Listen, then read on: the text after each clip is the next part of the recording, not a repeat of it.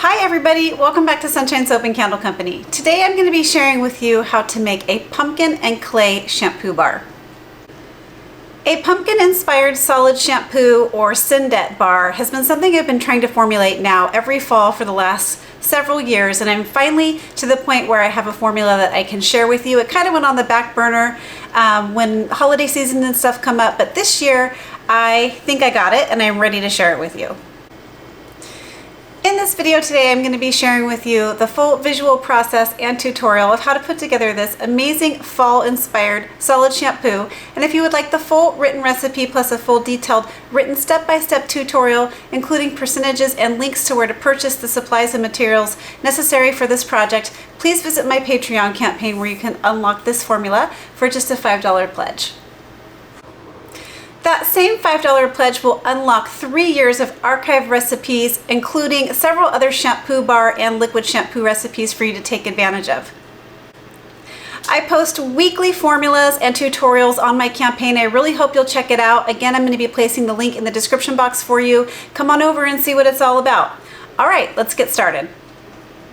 All right, so first things first, I think you're really going to appreciate the simplicity of this recipe.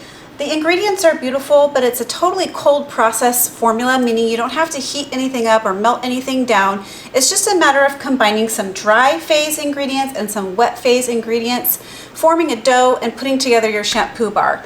Also, please be aware that we are going to be using some solid and powdered surfactants for this formula. It's very, very important to have a good dust mask or a respirator on, because breathing in the solid or powdered surfactants is very unpleasant to your airways. It makes you cough and choke. It's not good for your lungs. It's not good for your body to breathe it in. So you definitely want to make sure you're wearing a good dust mask that's fitted tight, that doesn't let anything in when you're using the dry phase ingredients. Once they're wetted down, you can remove your mask. All right, let's get started. All right, so my dust mask is now on, so my voice is going to sound a little bit muffled here. But the first thing we're going to do is go ahead and weigh out the solid surfactants for this formula. The first solid surfactant that we're going to be using today is the sodium cocoyl isethionate, also known as SCI. It is a solid surfactant that's made out of coconuts, and it has a very nice lather and it's very gentle. It's got a lower pH. And it also has really good cleansing properties to it. So we're going to go ahead and weigh off the SCI first.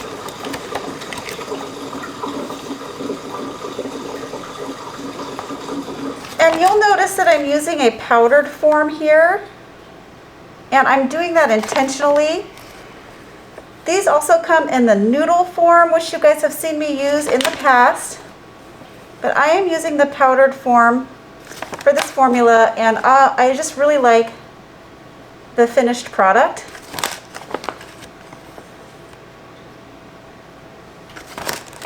So using this type of SCI versus the noodle type is going to allow us to create more of a dough that sets up.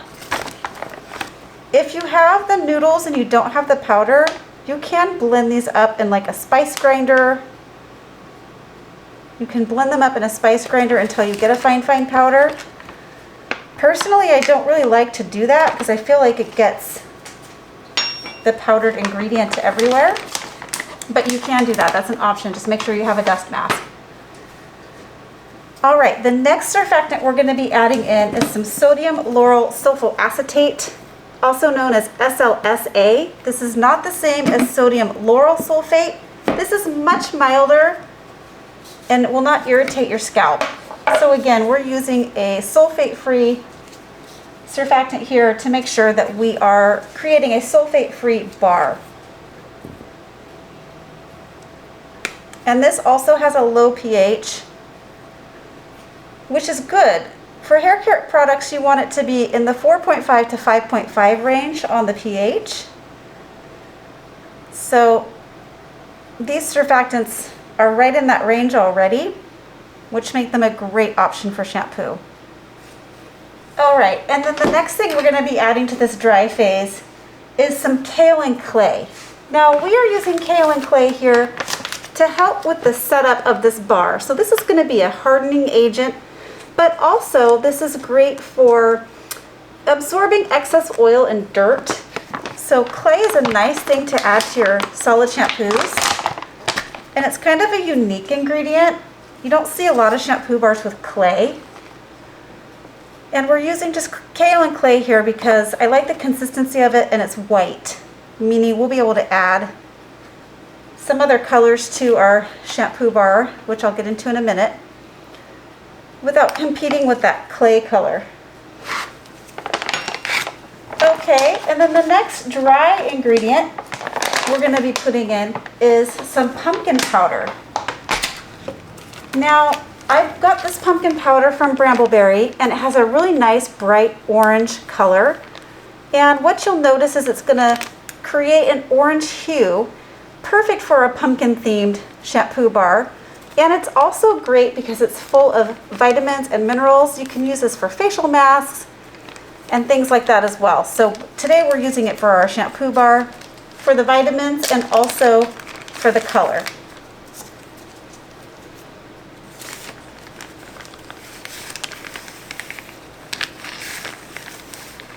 Okay, so once you have your dry ingredients weighed off, go ahead and set them aside, and then we're going to weigh off the wet ingredients for this formula. Okay, so for the first wet phase ingredient, we're going to be adding in some powdered, I know it sounds weird because powdered dl-panthenol is not liquid, but we're going to be dissolving the dl-panthenol in some liquid surfactant. So we're using dl-panthenol powdered. This is that vitamin B, the Pro Vitamin B. Very good for shampoos, very good for facial care. So today we're using a little bit of dl-panthenol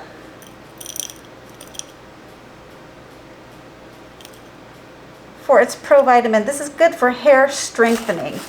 I find that you will see this most of the time in liquid and solid shampoos. So then we're just going to take another surfactant. We're using a liquid surfactant here called cocamidopropyl betaine. I got this one from Crafter's Choice, although it's readily available on Amazon and other suppliers. It's one of my favorite liquid surfactants because it's easy to find and it's amphoteric, and it really does help to boost the foam and the lather in products like this. It's also plant-based and made out of coconuts. So we're going to go ahead and add in our cocamidopropyl betaine. All right. And then we're going to add in the next water-based ingredient, and that will help get that dl-panthenol nice and dissolved. So the next ingredient we're going to be adding in is the protein. We're going to be adding in some Baobab protein. This is hydrolyzed Baobab protein, water soluble. It's great for all kinds of hair care, shampoo, conditioners. You can also use it in skincare products. Okay, so the next thing we're going to do here is just go ahead and give this a good stir. We just want to make sure we dissolve up the dl-panthenol here before moving on to adding in kind of the conditioning and refatting agents.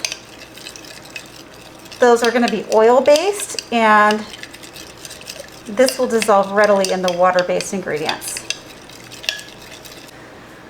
All right, once your dl-panthenol is completely dissolved, as you can see, it kicked up a little bit of bubbles, stirring up that liquid surfactant, but that's okay.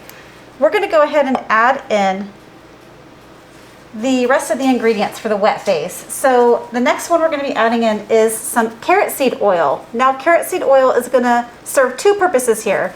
It's very, very good for skin and hair. It's good for your scalp. If you just use it directly on your scalp, it has so much nourishment and vitamins that this is great for hair and scalp care. It just helps for hair strengthening and shine. So it's a good option for shampoo bars. So also it's going to impart a beautiful orange color, which is what we're going for here with the pumpkin themed shampoo bar. So we're going to go ahead and add in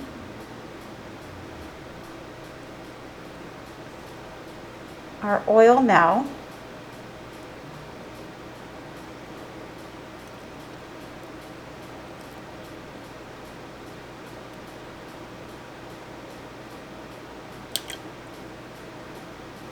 Okay.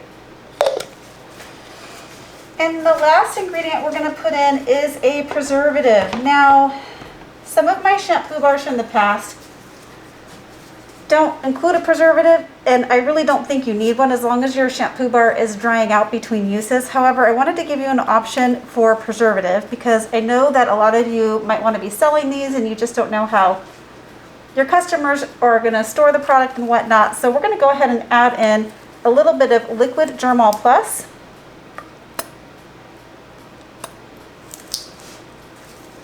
And then we're going to give this another good stir, just to get those wet ingredients mixed in. And last but not least here, we're going to be adding in our fragrance oil.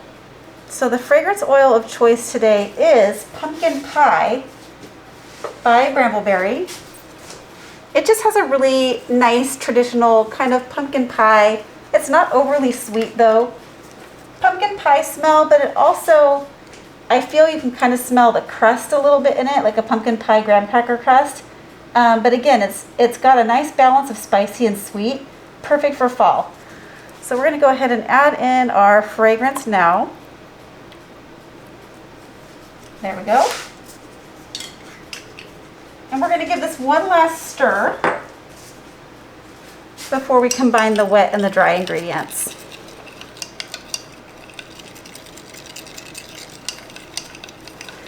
And as you can see, we're getting a nice orange color, and the pumpkin powder is also going to give us some nice orange. Okay, so I'm going to go ahead and set my scale aside. And then because we're forming a dough, it's going to be much easier to use this bigger container. So what I'm going to do is transfer this over, the dry ingredients over to this bigger container, and then I'll be right back to show you how to combine the two. Okay, so what I'm going to do is just give this a very gentle stir. I just want to combine my dry ingredients and get them thoroughly distributed before I start adding in those wet ingredients. And be careful not to agitate this too much so I don't get that solid surfactant floating through the air as much. All right, now it's time to go ahead and start combining our wet ingredients. Oh, there goes my air compressor. So we're going to be using the bath bomb press for some of these today. So you're going to be hearing my air compressor in the background. All right, so we're going to now go ahead and combine the wet ingredients with the dry ingredients. So all we're going to do is start slowly pouring this in. This is much like creating a pancake batter, but you're going to get a consistency more like a biscuit dough, or even a harder cookie dough. So we're just going to combine these. And I'm going to use my spoon to combine. Okay, as you can see, it's starting to clump together and look more like a dough. So it's time to get in there with my hands, and so this is why it's important also to wear gloves. We're going to be working this up into a dough. It's going to seem kind of dry at this point, but if you just keep working it, you'll see. You don't want it to be too wet. So in my opinion, and in my practice with these, it's super easy to go overboard with your wet ingredients and then to get this mixture too wet.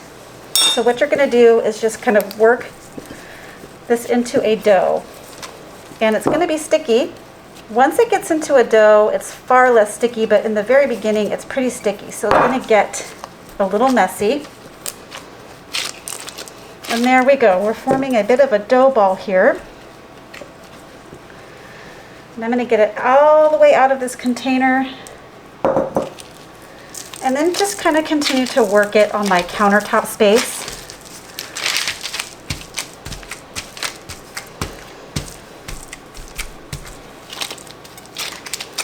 Okay, I find at this point it's so much easier to then change your gloves out. So they're quite sticky right now, but once you change them out and you form this sort of a dough here,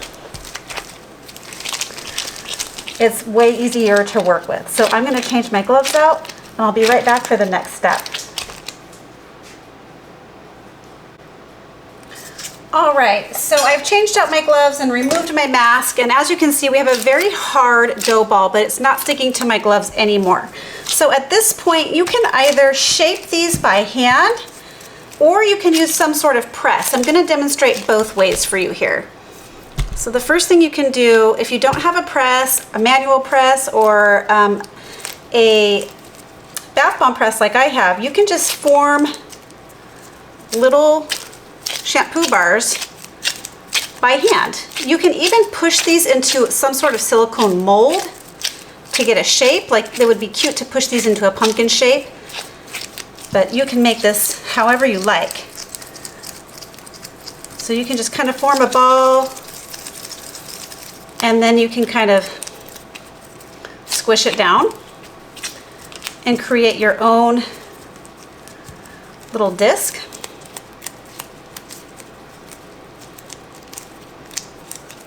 Okay, you can do that. You can just form your own shampoo bars totally by hand, and they work exactly the same and gives it a little bit of a rustic appearance. But this is one of the reasons why I like using the sodium cocoyl isethionate powder, because look how smooth your bar is, and once it dries it gets rock solid, and you're not going to have those noodles in there that can sometimes fall out even after they're compressed. So there you go. So then the next thing I'm going to show you how to do is use the bath bomb press to create a really nice and professional looking shampoo bar. Okay, I do apologize for this angle here. It's really hard for me to get a good angle when I'm using the bath bomb press on my workstation, because my workstation isn't that big. But I wanted to go ahead and show you what this looks like. So what you're going to do is you're going to weigh off 3-ounce chunks. Now, I did get this bath bomb press. This was gifted to me by thebathbombpress.com, and I'll go ahead and put the link in the description box for you about where you can find this, along with the accompanying mold that comes with it. So I just find this to be the best thing for bath bombs and shampoo bars, because you get a really nice and professional looking product, and it's pretty easy to use and set up, and it's very high quality. So I'm trying to get exactly 3 ounces here. I find that to be a good weight for my shampoo bars. Okay, good. And then what you're going to do is just form a little ball like this. It doesn't have to be perfect because it is going to be pressed, but kind of want it to press evenly. So we're just creating a little ball of shampoo. I'm going to place it here. I have this covered in plastic bags so that it won't stick. And then this machine has 2 toggles, so it will not work if you're not engaging both pieces. And it's hooked up to an air compressor.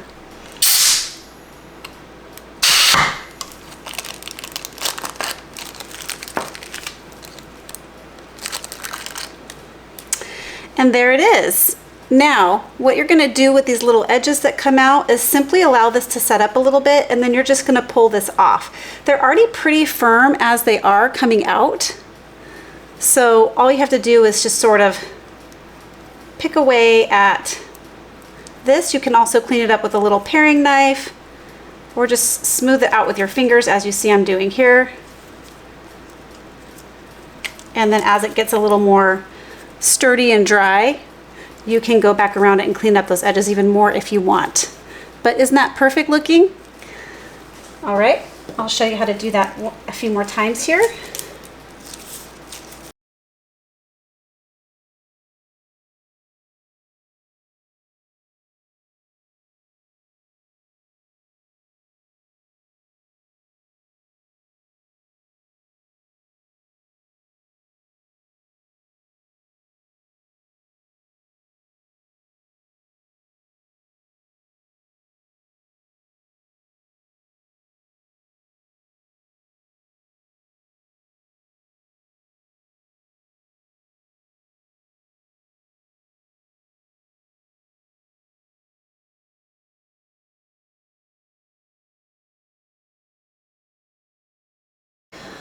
right, here they are all pressed. Now you want to make sure that these stay curing for about 3 days, 3 to 5 days. They do have moisture content in them, and you want the moisture to evaporate out so that these become nice and hard.